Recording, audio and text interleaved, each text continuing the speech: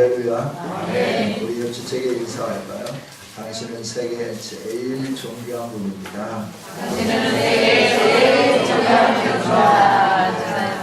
분입니다. 세계에서 제일 존귀한 분입니다. 할렐루야.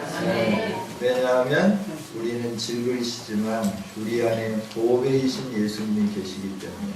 할렐루야. 저와 여러분이 질그리시지만 우리 안에 보배가 계시기 때문에 우리는 보배로운 존재들이 되었어요. 할렐루야. 믿습니까? 이 보배로운 예수님께서 우리 안에 거하시면서 성령님으로 거하시면서 우리를 회복하기를 원하시고 치유하시기를 원하시고 새롭게 하기를 원하시는 거죠. 이 비전이 저와 여러분 안에는 있어요. 이 비전을 허락하여 주신 하나님께서는 소리를 조금만 하울링 안 나게 좀 해주세요. 저와 여러분을 부르신 이 하나님께서는 우리로 하여금 이 비전을 선포하기를 원하시는 거죠. 저와 여러분이 늘 내게 하나님이 이 일을 하셨습니다. 앞으로 하실 겁니다. 우리에게 이런 일을 이루어 가실 겁니다. 라고 우리 모두가 다 외치고 선포하기를 원하시는 거죠. 저와 여러분 올 한 해 동안 하나님이 주신 새롭게 하실 일들을 선포하며 나가는 아름다움이 있기를 주님의 이름으로 축복합니다.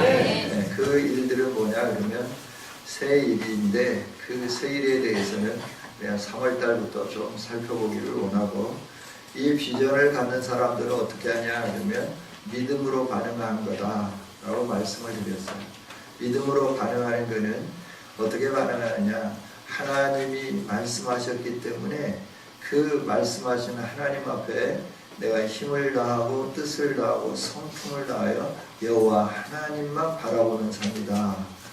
2월 첫 주에 말씀을 드렸죠. 둘째 주에도 이어서 계속해서 말씀을 드렸어요. 그래서 하나님만 바라보는 사람은 말씀을 가슴에 새기는 사람이다. 언제든지 말씀을 따라 사는 사람이다. 지난주에는 우리가 그 말씀을 따라 산 사람의 한 모델을 제시하면서 저와 여러분이 믿음으로 산다고 하는 것이 무엇인가, 하나님을 바라보고 사는 거고 하나님의 약속을 신뢰하면서 사는 거고 하나님을 바라보고 약속을 신뢰하기 때문에 늘 하나님 앞에 기도하며 사는 거다. 이랬을 때 하나님이 베푸시는 위대한 역사가 나타났다. 시편 4편을 통해서 말씀을 드렸죠. 오늘도 믿음으로 산다는 것이 무엇인가 하는 부분에 대해서 같이 살펴보기를 원하면서 믿음으로 산다고 하는 것은 삶으로 사는 거다. 삶으로 열매 맺는 거다 하는 거예요. 예수님이 마지막 십자가 지시기 위하여서 예루살렘에 올라가셨다가 저녁이 되어서 베다니로 가셨죠. 베다니에서 머무시고 또 때로는 감람산에서 머무시고 그러면서 이제 예루살렘으로 올라오시곤 했는데, 예수님이 예루살렘으로 올라오시는 어느 날 이제 시장하신 마음이 들었죠. 시장했어요. 시장에서 올라오다가 길에 있는 무화과 나무를 발견하고 무화과 나무에 가까이 가봤죠. 그런데 잎은 무성한데 열매가 없었어요.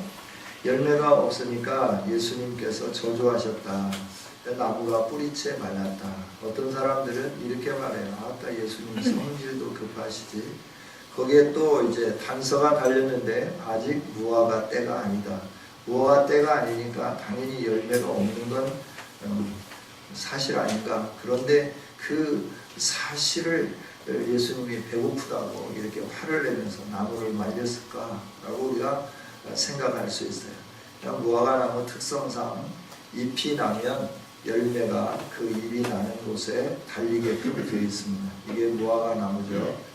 그런데 잎은 있는데 열매가 없었다라고 하는 것은 지금 당장 시장길을 가실 열매를 찾은 게 아니라 그 나무의 열매가 제대로 잎사귀가 날 때 맺는 열매가 맺는가 하는 걸 봤는데 없었다 하는 거죠.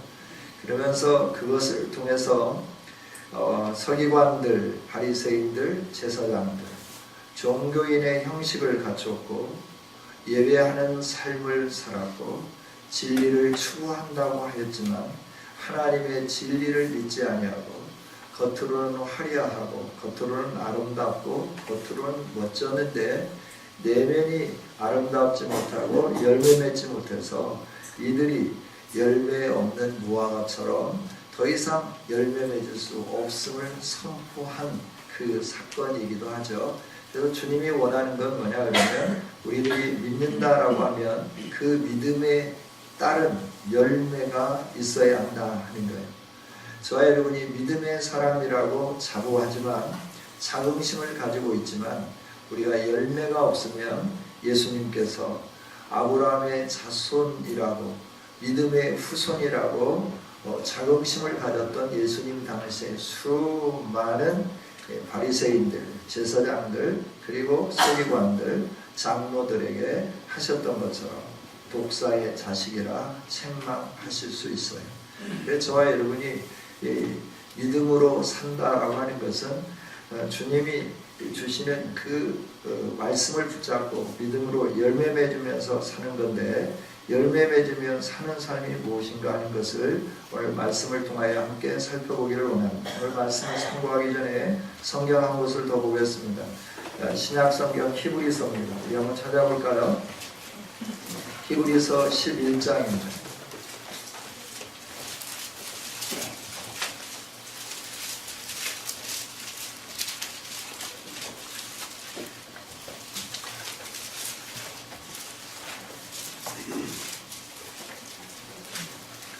네, 1절, 2절 같이 한번 읽어봅니다. 믿음은 바라는 것들의 실상이요 보이지 않는 것들의 증거니 선지자들이 이로써 증거를 얻느니라. 6절입니다.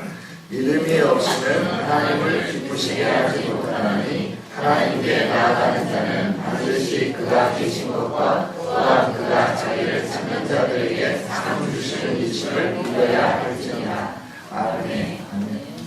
믿는다는 것은 우리가 바라는 것의 실상이다. 우리가 보는 것의 실상이다. 보이지 않지만 믿음으로 나가면 그것이 열매로 우리에게 주어지는 거다라고 하는 것을 가르쳐 주시죠. 너를 믿음으로 산다고 하는 것은 계속 강조하지만 하나님이 살아계시다라고 하는 것을 믿는 겁니다. 할렐루야. 네. 우리가 믿는다고 하는 것은 하나님이 계시는데 그 하나님이 세상에 있는 어떤 우상들처럼 어떤 신들처럼 죽어있는 그런 신이 아니라 살아계신 하나님, 오늘도 온 우주 만물을 통치하시는 하나님이심을 믿는 것, 이 믿음이 있을 때 우리의 믿음이 제대로 된 거죠. 그래서 우리가 늘 예배 때마다 공적인 예배를 드릴 때마다 신앙을 고백하게 돼요.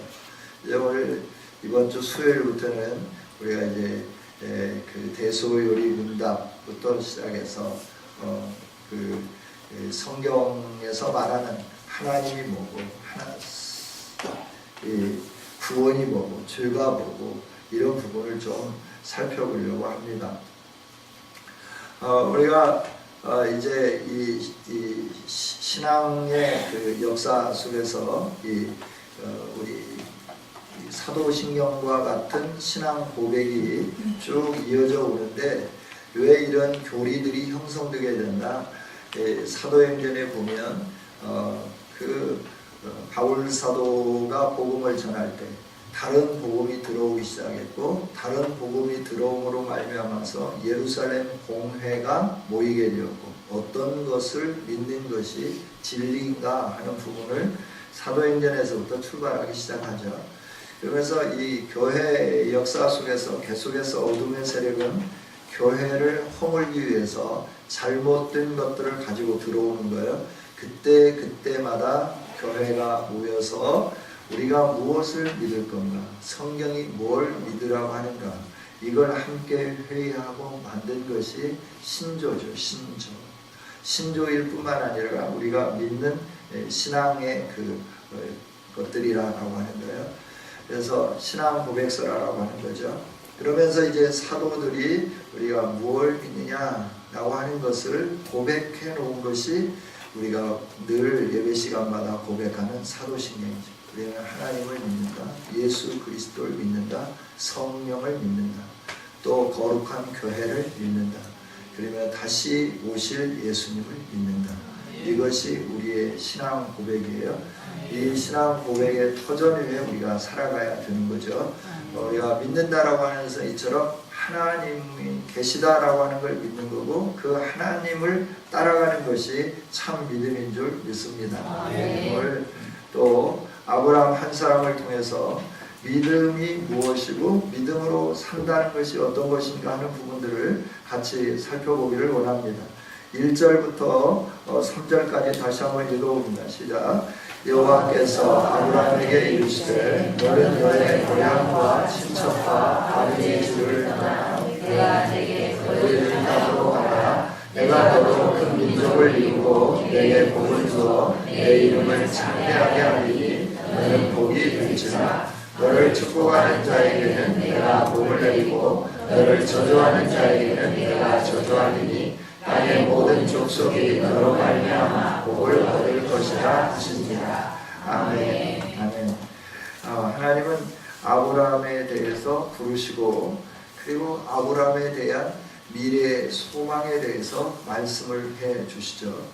그러면 이렇게 아브라함을 부르시고 아브라함에게 미래에 대한 소망을 말씀하셨는데 어떤 사람이었는가 하는 것부터 생각해야죠. 우리가 생각할 때는 아브라함은 이미 하나님을 믿었고 그로 인해서 복의 근원이 되었고 믿음의 조상이 되었고 아브라함은 우리가 흠모할 만한 믿음의 사람이라고 하는 것을 알고 있지만 처음부터 그는 믿음으로 살았는가 라고 하는 거죠. 11장을 보면 노아 홍수 이후에 사람들이 하나님의 약속을 믿지 못해서 불신앙으로 사는 것이 나오죠. 그게 바로 바벨탑을 쌓는 일입니다. 하나님이 무지개를 통하여서 다시는 물로 심판하지 않겠다고 약속을 해줬지만 사람들은 어떻게 했냐? 우리의 이름을 내자 하나님이 어떻게 물로 심판하든지 간에 우리가 죽지 않도록 바벨탑을 쌓자. 그래서 역청과 벽돌을 구워가지고 오늘로 얘기하면 토기를 만들어서 그걸 역청으로 바르면서 바벨탑을 쌓기 시작했다 하는 거예요. 이때 하나님께서 오셔서 그들을 흩으시죠.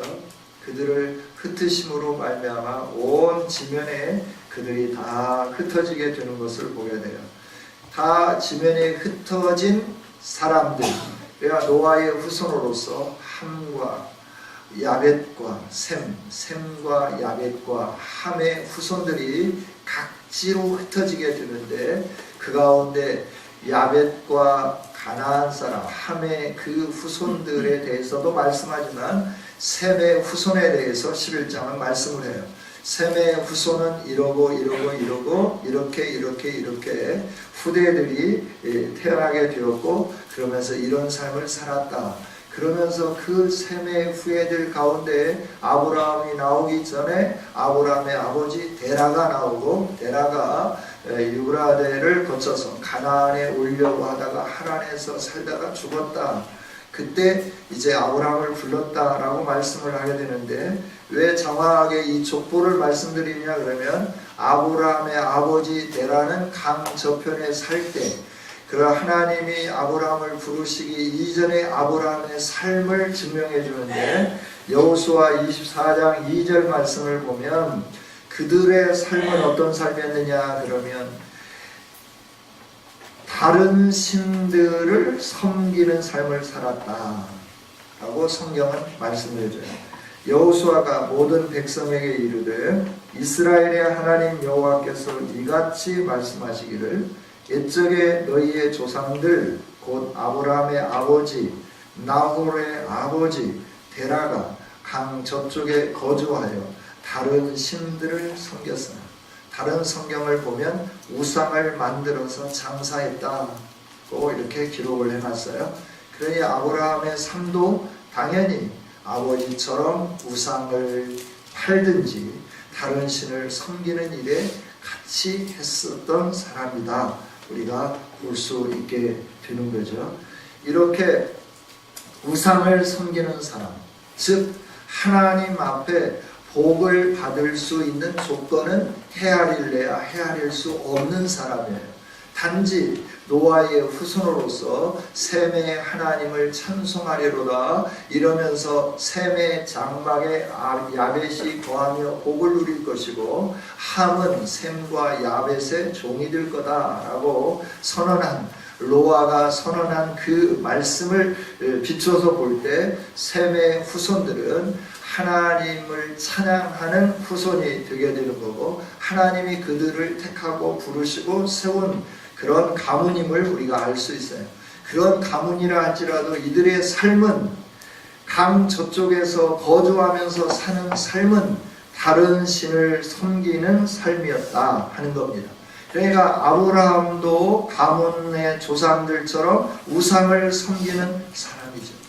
바로 이런 아브라함을 하나님은 찾아가 주시고 그를 만나시고 그를 불러내 주셨어요. 오늘 우리들을 한번 곰곰이 생각해 볼까요? 오늘 우리들도 아브라함과 같은 사람 아니었나요? 하나님 없는 동네에서 살았고, 하나님 모르고 살았고, 하나님 없는 나라에 태어나고, 그래서 우상을 섬기면서 민족 대대로 우상을 섬기고 하나님과 상관없는 일들을 하면서 사는 그런 삶을 살았던 우리죠. 그런데 하나님은 우리를 사랑하셔서 우리에게 찾아오셨습니다. 아브라함에게 찾아가셨던 것처럼 저와 여러분에게 찾아오셨습니다. 왜 오셨느냐? 복을 주시기 위해서 찾아오신 겁니다.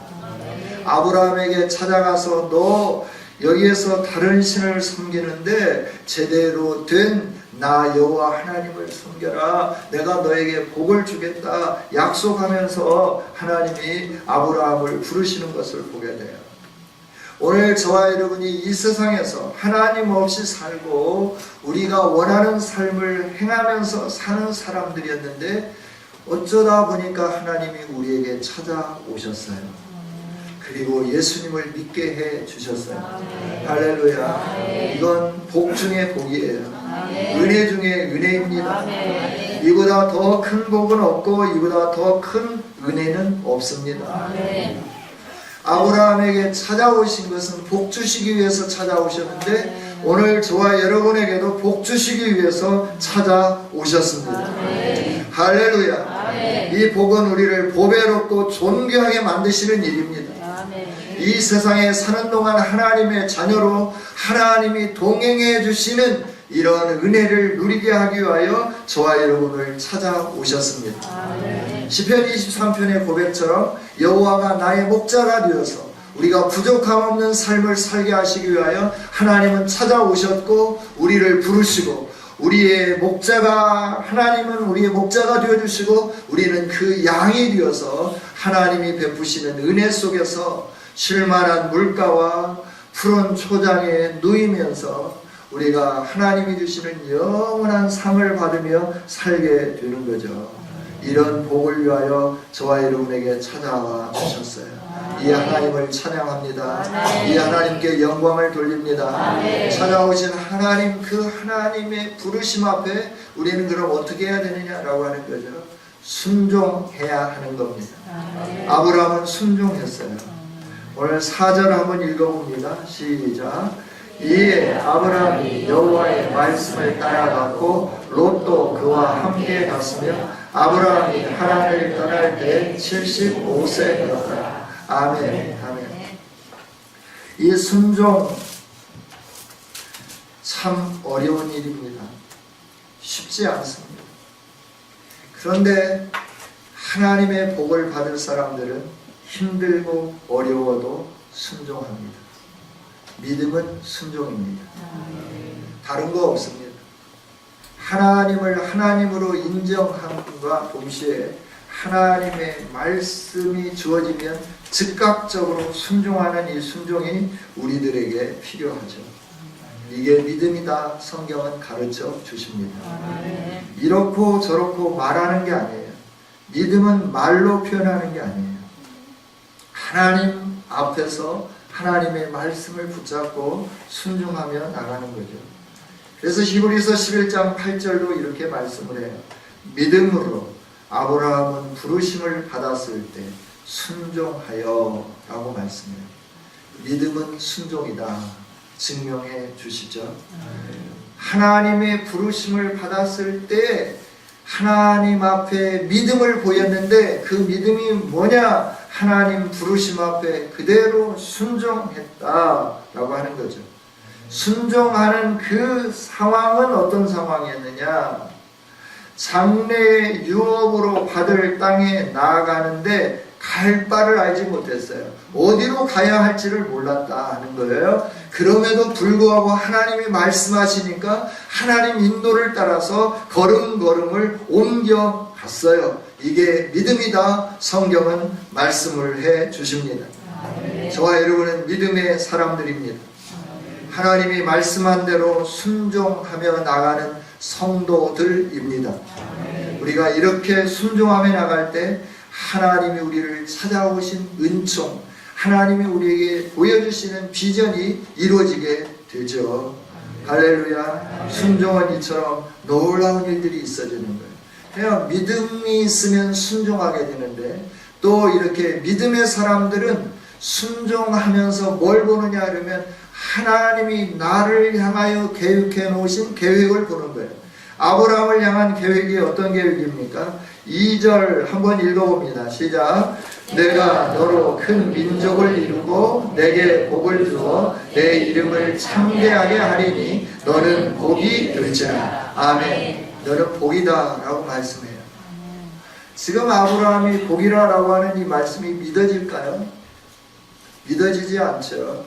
왜냐하면 11장에 있는 말씀을 보면 아브라함의 나이는 75세예요.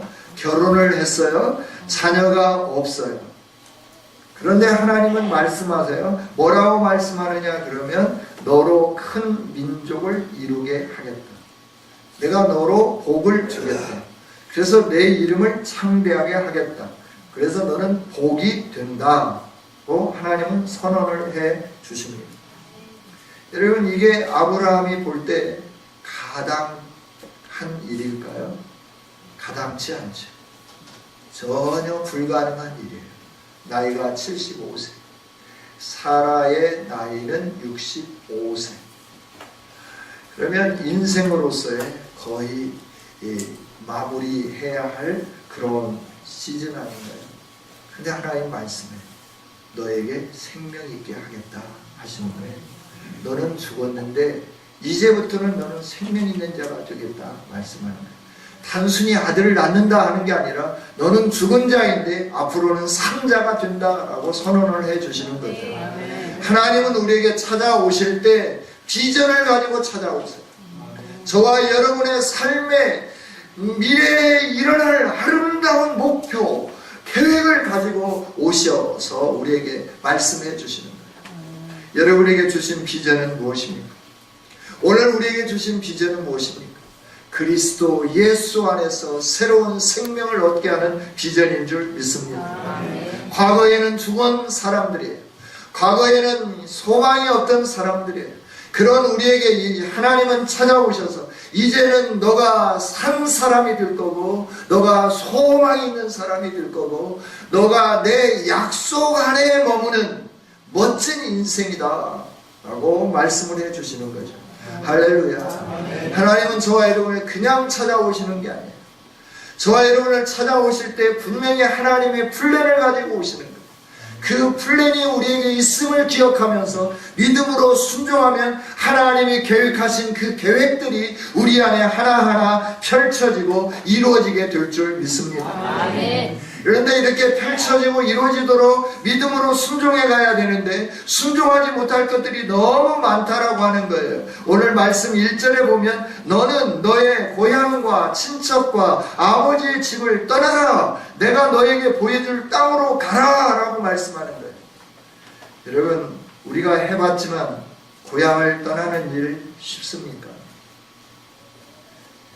친척들과 함께 살던 그 마을을 떠난다고 하는 거 쉽던가요? 미래에 대한 계획을 가지고 떠나려고 하지만 힘들고 어려워요. 정말 힘들고 어렵습니다. 그러나 하나님이 나를 향하여 가지고 있는 계획이 있음을 아는 사람들은 나를 붙잡고 있는 이 모든 것들, 이런 것들을 다 정리하면서 하나님의 말씀을 따라 움직이기 시작하고 출발하게 되어 있습니다. 복은 순종하는 사람들에게 주어집니다. 아멘. 하나님은 우리에게 이 복을 주시기 위하여 말씀을 해주시고 우리로 하여금 순종의 걸음을 내딛기를 원하고 계십니다. 그래서 순종은 무엇보다도 소중하지. 사무엘상 15장 22절에 있는 말씀을 보면 사울이 하나님의 말씀을 어기고 어김으로 말미암아서 책망하는 내용이 기록이 되어 있습니다. 사무엘이 이르되 여호와께서 번제와 다른 제사를 그의 목소리 청종하는 것을 좋아하신 같이 좋아하시겠나이까? 하나님은 하나님의 목소리를 청종하는 것을 제일 좋아하신다 말씀입니다. 그 다음에 나오는 게 제사가 나오고 순양의 기름이 나옵니다. 제사는 예물입니다. 순양의 기름은 우리가 드리는 봉헌, 헌신, 예물이에요. 하나님은 예배보다도 우리가 드리는 헌물이나 헌신이나 우리의 충성보다도 더 기뻐하시는 것이 있어요. 그게 뭐냐 그러면 하나님의 목소리를 청종하며 순종하는 것이다 가르쳐 주십니다. 불순종에 대해서는 뭐라고 말씀하느냐 그러면 거역하는 것은 점치는 죄와 같다. 점치는 죄. 완고한 것은 사신 우상에게 절하는 것과 같다. 사수를 따르고 우상 숭배하는 것과 같은 것이 뭐냐? 거역하는 거다라고 말씀을 해주는 거예요. 그러면서 우리에게 말씀하시는 게 뭐냐 그러면 네가 순종하는 것이 예배 자리에 나와 있는 것보다 많은 금액을 헌금하는 것보다 더 낫다. 네가 불순종하면서 예배 자리에 나오고 헌금하는 이런 것들은 우상 숭배하는 것이고 사술의 죄와 같은 거다.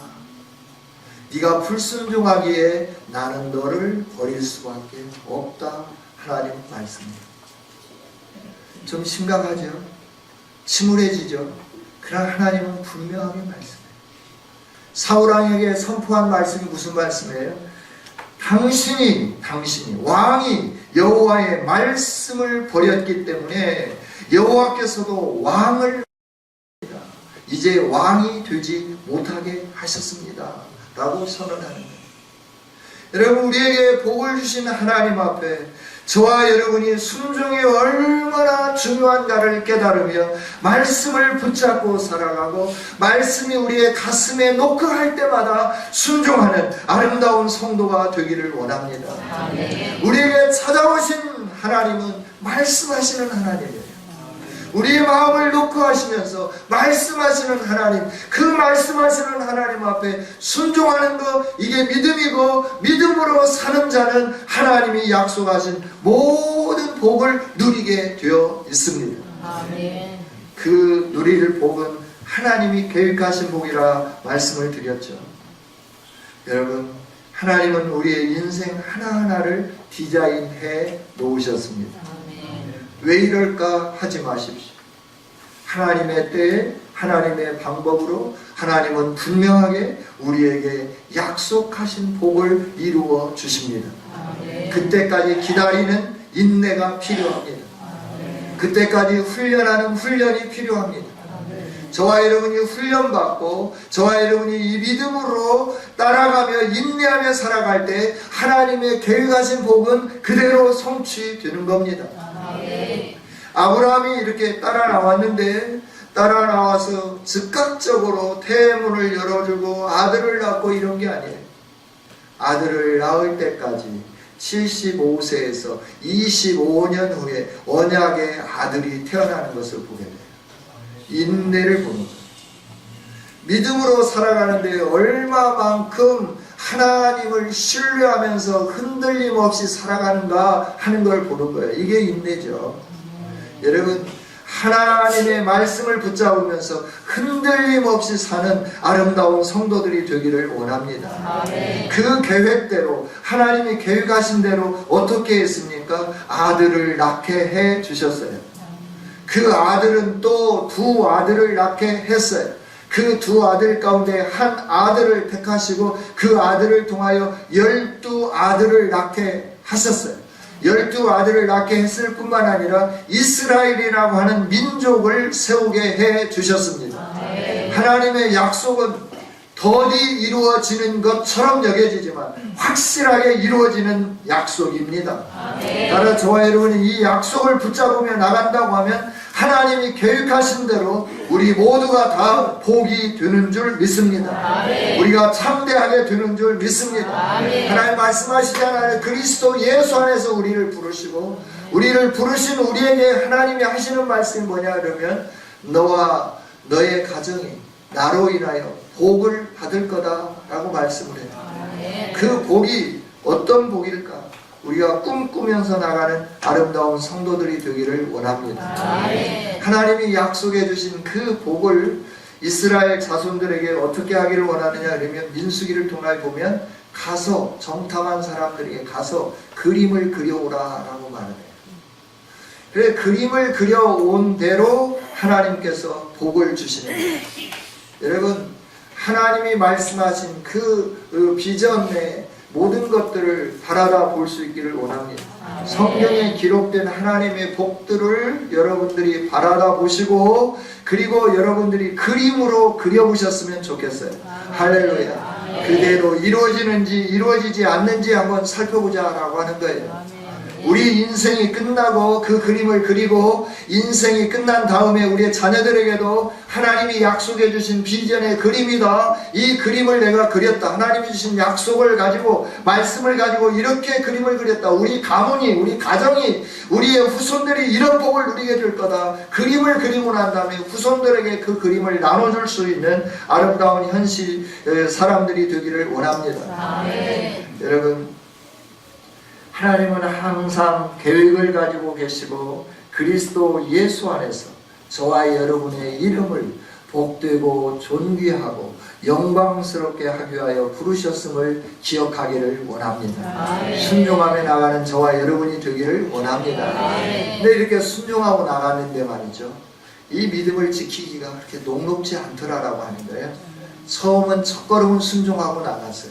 그런데 아브라함을 한번 볼까요? 아브라함 떠나서 마침내 가나안 땅에 5절에 있는 말씀을 보면 들어갔어요. 6절 한번 읽어봅니다. 시작. 아브라함이 그 땅을 지나 세겜 땅 모래 상수리 나무에 이르니 그때 가나안 사람이 그 땅에 거주하였더라. 아멘. 사람이 이미 살고 있네요. 하나님이 복 주신다고 했어요. 큰 민족을 이루게 하겠다라고 말씀하고 내 이름을 창대하게 하겠다라고 하셨는데 내가 너를 인도하는 대로 와라. 편안하게 살던 집 놔뒀어요. 자기가 가지고 있는 재물은 가지고 왔지만 그 안전했던 울타리를 다 놔두고 왔어요. 왔는데 이가 거주하는 땅은 이미 가나안 사람들이 거주하고 있는 땅이에요. 울타리가 없습니다. 땅이 없습니다. 평안함이 없습니다. 믿음의 현실은 녹록지 않음을 가르쳐 줍니다. 그런데 믿음의 사람들은요, 이 녹록지 않음에도 불구하고 현실의 삶이 녹록지 않음에도 불구하고 하나님 앞에 믿음으로 반응해요. 그게 뭐냐 하면 7절 8절입니다. 같이 한번 읽어봅니다. 시작. 여호와께서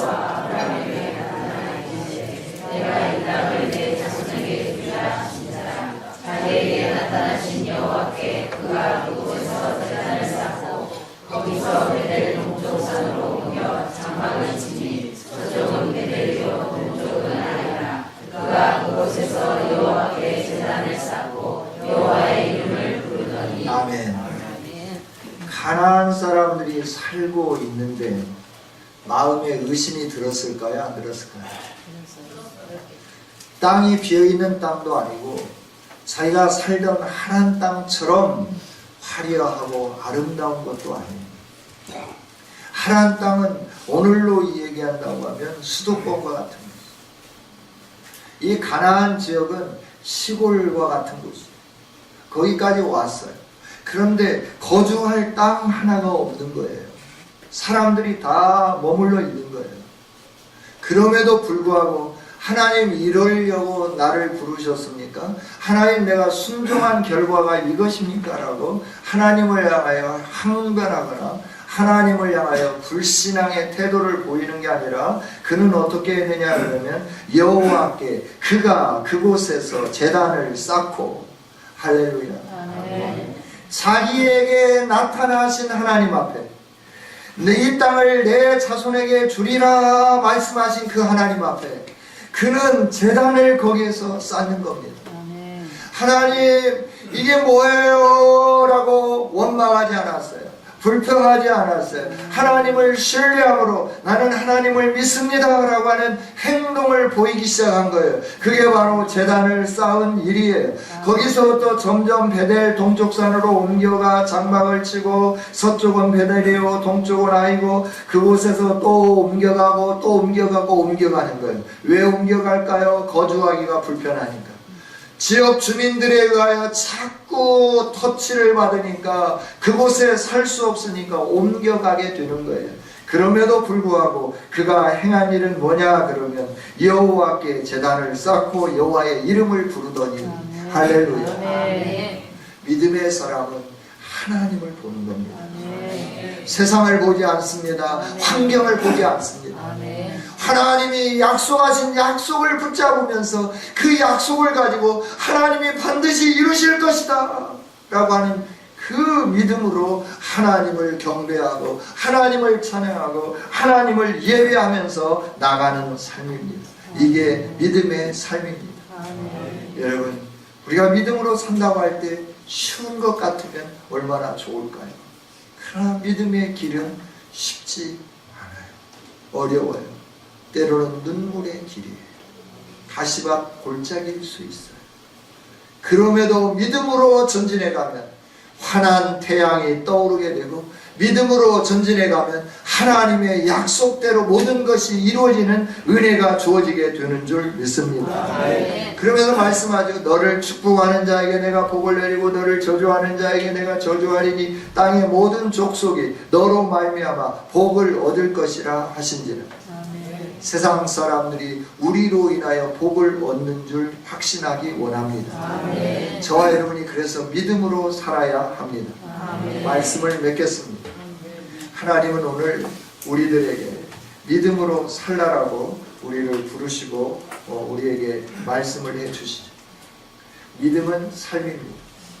믿음은 행동입니다. 말이 아닙니다. 저와 여러분이 말만 무성하게 하는 말로만 모든 것을 다 하는 그런 입만 무성한 무화과 나무가 아니라 열매를 맺는 우리의 입으로만 신앙생활하는 게 아니라 실질적으로 내 삶으로 신앙생활을 하는 아름다운 성도들이 되기를 원합니다. 그래서 하나님을 바라다보 하나님이 내게 상 주시는 분이심을 믿으면서 하나님 말씀하신 대로 순종하며 나가서 하나님의 거룩한 뜻을 이루고 하나님이 약속하신 복을 다 받아 누리는 저와 여러분이 될 수 있기를 주님의 이름으로 축복합니다. 하나님 감사합니다. 오늘도 귀한 말씀 주셔서 감사합니다.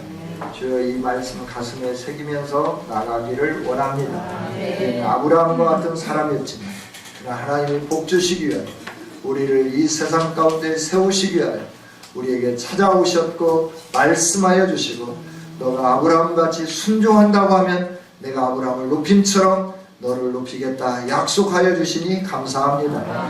하나님 믿음으로 나아가게 하여 주옵소서. 믿음으로 사는 삶은 쉽지 않습니다. 그럼에도 불구하고 하나님이 계시기 하나님의 약속이 있기 우리가 믿음으로 나가며 하나님을 찬양하기 원합니다. 도와 주옵소서. 승리하게 하여 주옵소서. 예수님의 이름으로 기도하옵나이다. 아멘.